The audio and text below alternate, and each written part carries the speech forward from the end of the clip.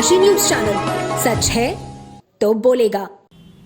वाराणसी में रविवार को गंगा सप्तमी के पावन अवसर पर श्री काशी विश्वनाथ मंदिर न्यास द्वारा ललिता घाट पर आयोजित कार्यक्रमों की श्रृंखला का शुभारंभ संगीत में गंगा आराधना के साथ हुआ। श्रद्धा और भक्ति से ओतप्रोत इस आयोजन में मां गंगा का विधिवत अभिषेकम संपन्न किया गया।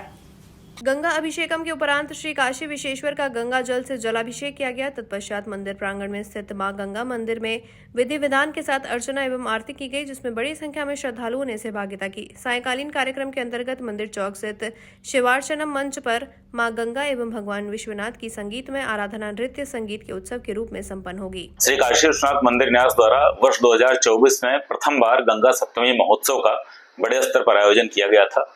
गंगा सप्तमी महोत्सव की कथा है कि जिस दिन ब्रह्मा जी के कमंडल से निकलकर माता गंगा ने शिव जी की जटाओं में अपना स्थान ग्रहण किया था, उस पर्व को हम लोग गंगा सप्तमी के रूप में मनाते हैं। गंगा सप्तमी का उत्सव काशी विश्वनाथ धाम में अथवा काशी में किए जाने के पीछे एक विशिष्ट अवधारणा यह भी थी कि गंगा रहस्य की कथा के अनुसार माँ गंगा का घर काशी में है।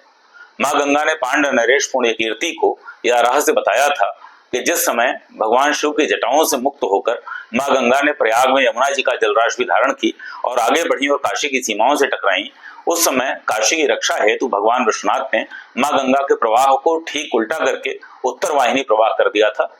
तत्समय भगीरथ महाराज ने अपने पूर्वजों की मुक्ति के लिए जो साधना की थी उसको असफल होता हुआ देखकर मां गंगा के साथ मिलकर भगवान विश्वनाथ से याचना की और भगवान विश्वनाथ ने उस याचना को स्वीकार करते हुए मां गंगा को काशी से होकर मार्ग तो दिया, परंतु उसमें भी 3 शर्तें उन्होंने लगाई थी। उसमें पहला जो वचन लिया गया वह यह था कि मां गंगा काशी में घाटों को क्षतिकारित नहीं करेंगी। दूसरा वचन यह था कि मां गंगा के जो जलचर हैं वह किसी मनुष्य को क्षति नहीं कारित करेंगे।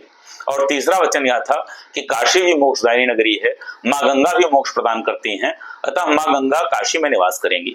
तो पांड्य नरेश पुण्य कीर्ति ने मां गंगा की जब प्रतिदिन देवी के रूप में दर्शन करने की अपनी वरदान उनसे मांगा, तो मां गंगा ने कहा इसके लिए तुम्हें मेरे घर में रहना होगा। और आज भी मान्यता यह है कि भगवान विश्वनाथ मानवीय स्वरूप में, मां गंगा देवी स्वरूप में काशी में विचरण करते हैं और जब किसी भक्त की श्रद्धा परिपूर्ण होती है तो वह उनको दर्शन भी देते हैं।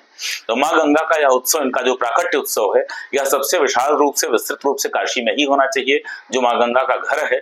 इसी धारणा के साथ श्री काशी विश्वनाथ मंदिर न्यास ने वर्ष 2024 में बहुत ही वृहद स्तर पर उत्सव मनाया था, जिसमें प्रातः काल गंगा अभिषेक हुआ था, शाम को गंगार्चनम हुआ था, दिन भर मां गंगा के मंदिर में पूजा हुई थी और अनेक आयोजन किए गए थे। इस वर्ष भी वो सभी आयोजन दोहराए जाएंगे। पुनः उसी प्रकार से द्वितीय गंगा महोत्सव का आयोजन, गंगा सप्तमी महोत्सव का आयोजन किया जाएगा।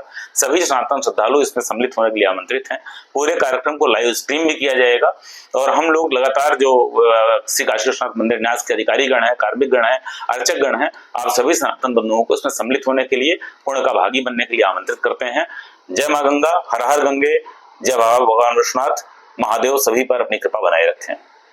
पूर्वांचल की खबरों से जुड़े रहने के लिए आज ही सब्सक्राइब करें हमारा YouTube चैनल डनकाशी और हाँ, लेटेस्ट अपडेट्स के लिए बेल आइकन को प्रेस करना ना भूलें। और आपके पास है कोई जानकारी या है कोई सूचना तो हमारे दिए गए नंबर पर आप हमसे संपर्क कर सकते हैं।